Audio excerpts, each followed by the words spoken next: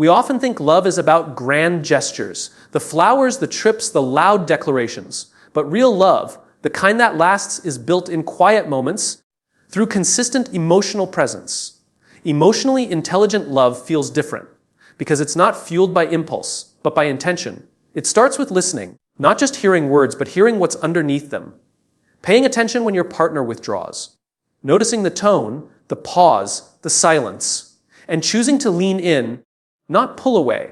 It's about accountability, saying, I was wrong, not because it's convenient, but because the connection matters more than your pride. It's about taking ownership of how you show up, not perfect, but honest. It's about space. Emotionally intelligent love knows that boundaries aren't barriers. They're bridges. That the healthiest relationships have room to breathe and still feel safe. Emotional intelligence isn't a trait, it's a practice. That simple truth changes everything about how we show up in love. We often treat emotional intelligence like a personality type, something you either have or you don't. But the reality is, it's something you build. It's a skill you cultivate every single day through awareness, patience, humility, and a willingness to grow. It's not innate, it's intentional. And nowhere does this show up more powerfully than in our closest relationships. Most people enter relationships hoping love will fix them, complete them, or make them feel safe. But love isn't a solution to emotional immaturity. In fact, love is often where our emotional immaturity is most exposed.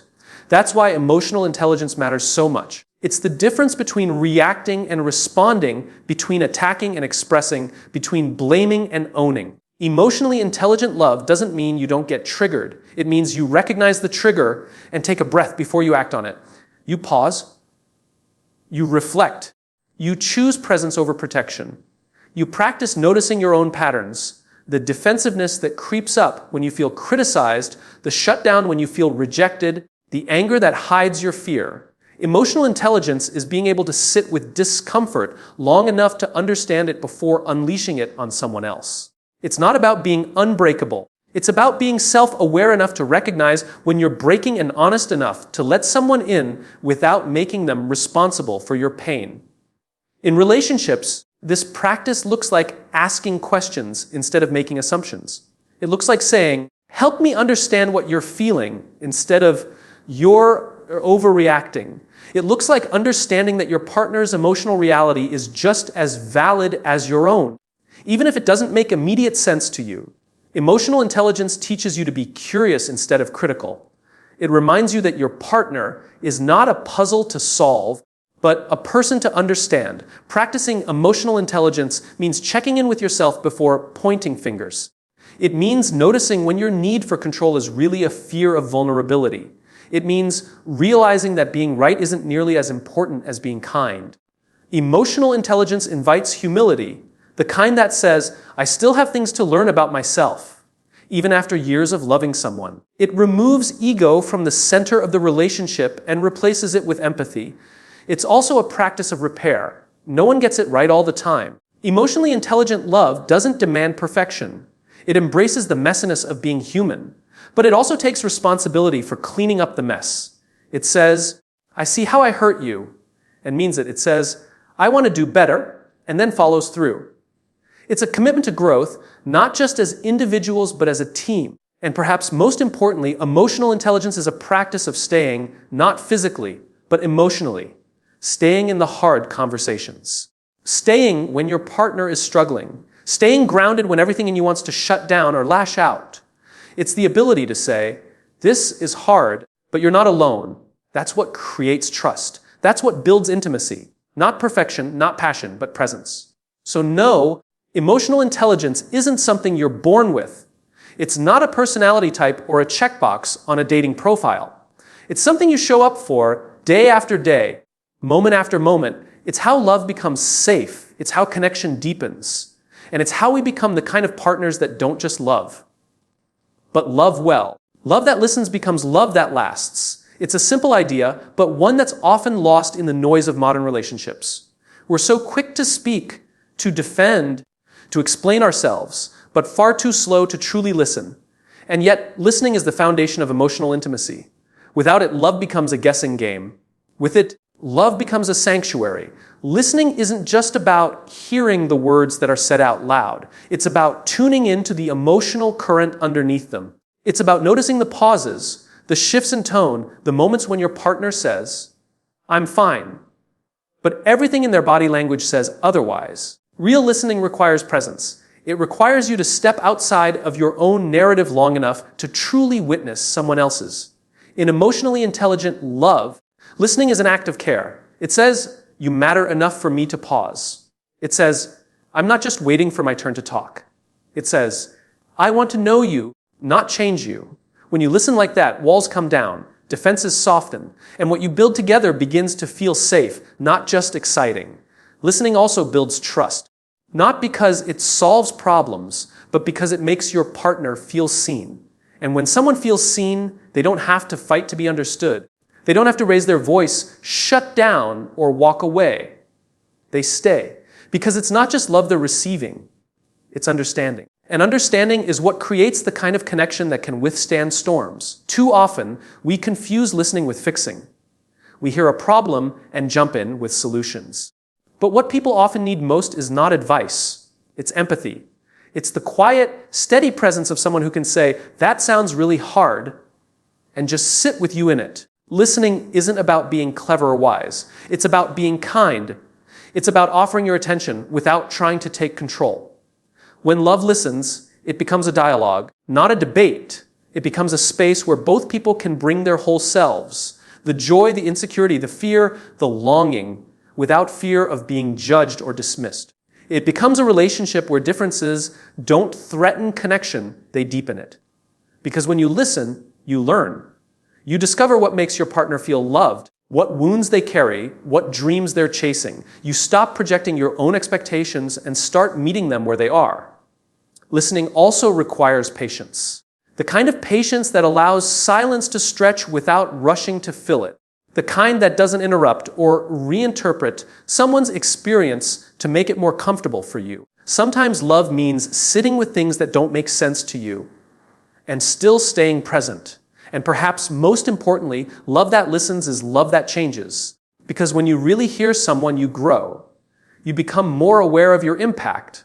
You start to shift not because you were told to, but because you care enough to do better. Listening isn't passive, it's transformative. It shapes how you respond, how you support, how you show up. So if you want love that lasts, stop trying to be heard all the time.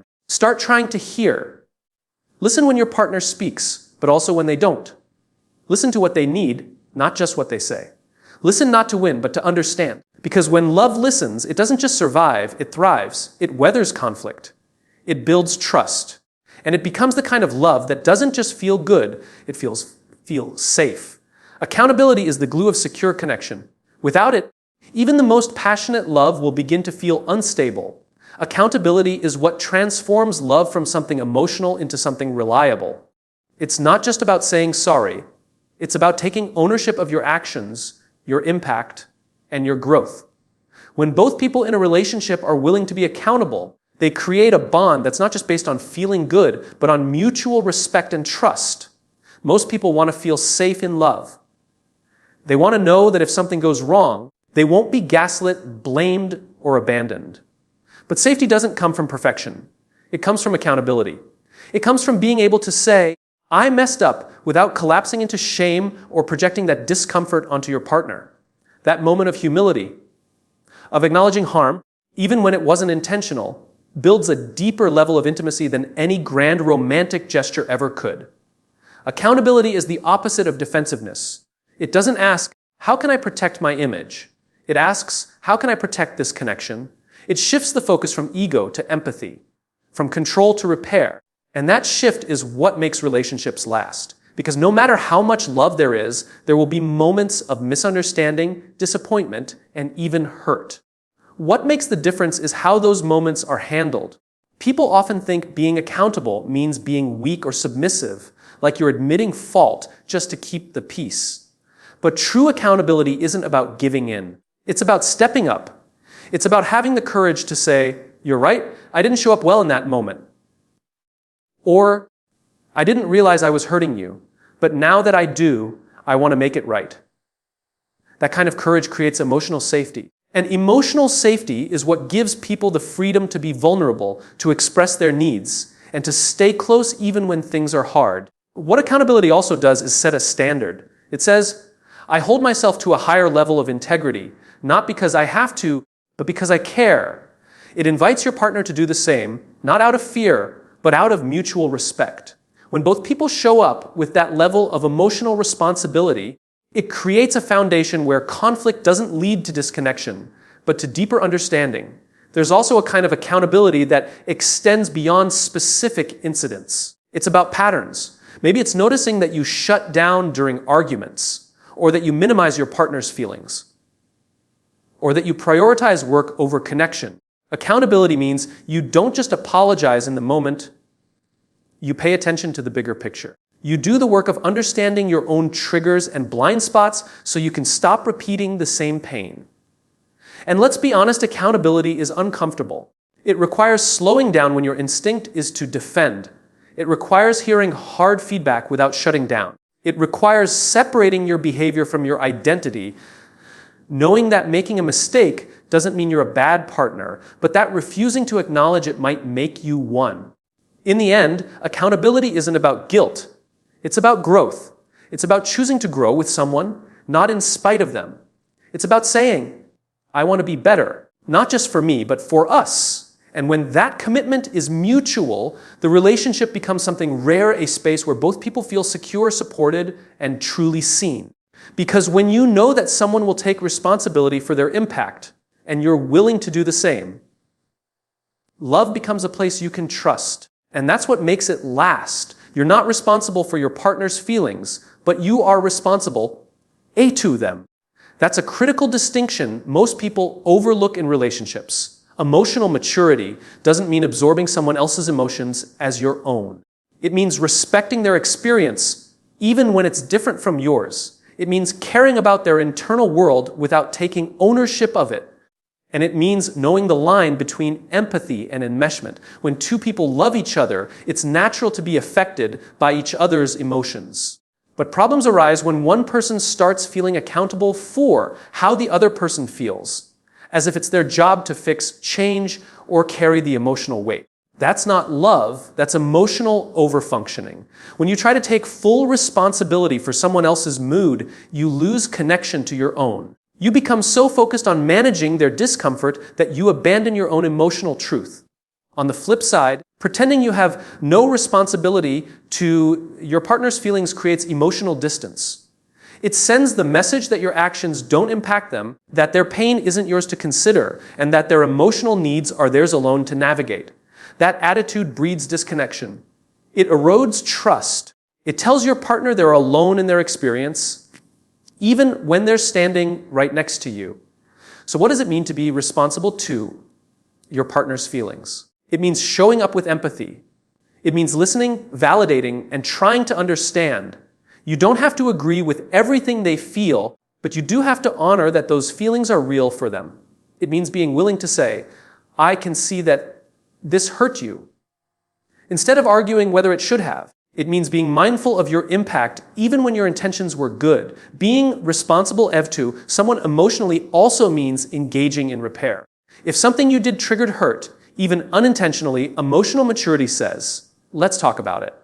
Help me understand. I want to make things right. You don't take blame for their feelings, but you take ownership of your role. That distinction allows for accountability without self-abandonment. And this dynamic works both ways. You are also responsible for your own feelings. It's your job to name them, express them, and regulate them. It's not your partner's job to read your mind, fix your wounds, or manage your emotions for you. That's your inner work. But in a healthy relationship, you don't have to do that work alone.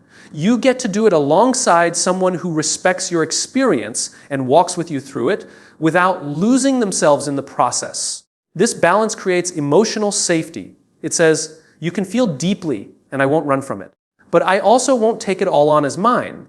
It invites vulnerability while protecting individuality. It allows two people to stay connected without becoming emotionally fused. And in that space, love becomes strong, not codependent. Supportive, not suffocating. Boundaries and compassion can and should exist together. You can say, I care about what you're going through, while also saying, it's not mine to fix. You can offer empathy without losing your grounding. You can hold space without holding the burden. That's what it means to be emotionally responsible to someone. Ultimately, love isn't about saving each other from feelings. It's about creating a safe space where feelings can be shared, seen, and respected. When you stop trying to control or carry each other's emotions, you both gain the freedom to be authentic. And that authenticity is what builds real, lasting intimacy. Because when you can face your own feelings and stand beside someone facing theirs, you build a connection rooted not in rescue, but in real partnership. Boundaries don't block love. They protect it. That idea can feel counterintuitive at first, especially in relationships where love has been confused with self-sacrifice. Many people are taught, consciously or not, that to truly love someone means to give everything, to be available at all times, to say yes even when your body, mind, and heart are screaming no. But that isn't love, that's enmeshment. And over time, it drains the very connection it was trying to preserve. Healthy boundaries are not walls. They are doors. They don't keep love out. They keep resentment, burnout, and confusion from getting in. Boundaries clarify where one person ends and the other begins. They allow each partner to stay grounded in their own truth while still being deeply connected. Love without boundaries becomes unstable because it loses shape. But love with boundaries becomes sustainable because it respects each person's needs, autonomy, and limits. A boundary is not a punishment. It's not a way of controlling someone or manipulating behavior. A boundary says, this is what I can handle right now.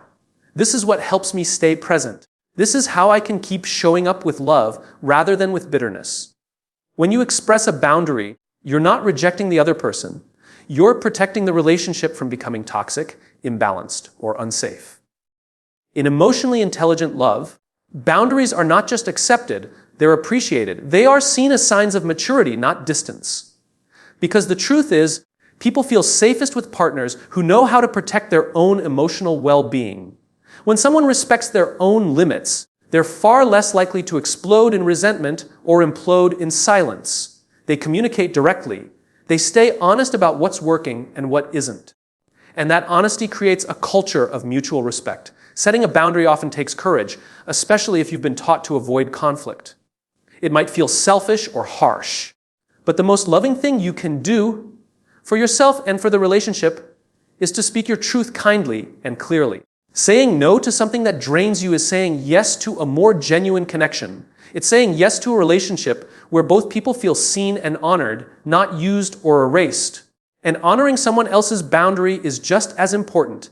It's easy to take it personally when your partner says they need space, or silence, or time alone. But emotional maturity means understanding that their boundary isn't about rejecting you. It's about staying regulated themselves. Respecting their needs, even when it challenges your own comfort, is an act of deep love. Because you're not just loving who they are when it's easy. You're loving them in the fullness of who they are, even when it stretches you. Boundaries also make intimacy more real. When you know your partner isn't saying yes out of guilt or fear, but because they genuinely want to be there, it deepens trust. It allows both people to relax, to be themselves, to express their needs without fear of judgment or retaliation. And in that space, love can breathe. It can grow. It can become something neither person has to perform for. Ultimately, boundaries are not a threat to closeness. They are a pathway to it. They allow love to be chosen, not forced. Given freely, not taken out of obligation. They keep the connection clean, clear, and rooted in consent, emotional, physical, and energetic.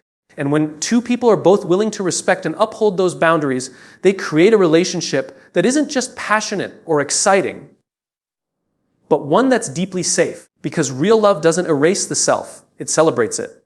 And boundaries are how we protect that celebration. Love grows when people feel emotionally seen, not just physically wanted. It's easy to mistake attention for affection, desire for depth, or presence for connection. But real love isn't just about being close. It's about being known. It's about someone seeing past your smile, your body, your performance, and recognizing what's happening underneath. When someone looks at you and doesn't just see what you show, but what you feel, that's where intimacy begins. In far too many relationships, physical attraction is the doorway, but it's mistaken for the foundation. And when that happens, people begin to perform. They present the most lovable parts of themselves, hoping it will be enough to keep someone close.